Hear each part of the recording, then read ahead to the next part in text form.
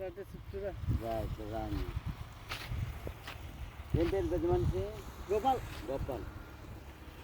Bible ఏం చెప్తుందంటే యోహాను సువార్త 1వ అధ్యాయం 29వ వచనములో, ఇదిగో లోక పాపం మోసుకుని పోవు దేవుని గొర్రెపిల్ల అని బైబిల్ సంధిస్తాడు.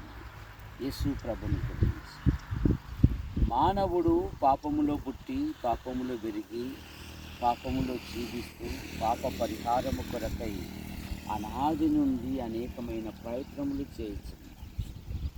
మానవ ప్రయత్నములు దేవుని దృష్టిలో మరిచిపోయేది కనుక మానవుడు పాపలుగా జంతువులను పక్షులను నిరాకరిస్తుంది. జంతువుల యొక్క రక్తము పక్షుల యొక్క రక్తము పాపములను తీసివేయట అసాధ్యం గనక లోక పాపం మోసుకుని పోగు దేవుని గొర్రెపిల్లగా ఆయన ఈ లోకానికి వచ్చాడు. పవిత్రంగా జన్మించాడు, పవిత్రంగా జీవించాడు, ప్రజలకు మేలు చేశాడు. కాలం సంపూర్ణమైనప్పుడు ఆయన సిలువలో బలియాగమయ్యాడు. యేసు రక్తము ప్రతి పాపము నుండి మనలను పవిత్రులుగా చేసింది.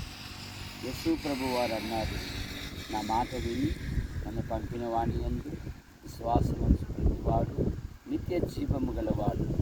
వాడు మరణంలో నుండి తీర్పులోనికి రాక జీవములోనికి ఆగి.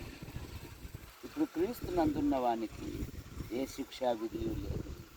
యేసు ప్రభువా, గోపాల్ గారి బట్టి మీకు స్తోత్రములు.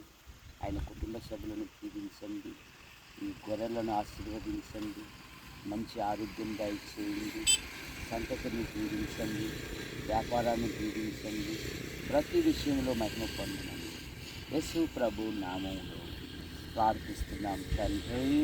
ఆమేన్.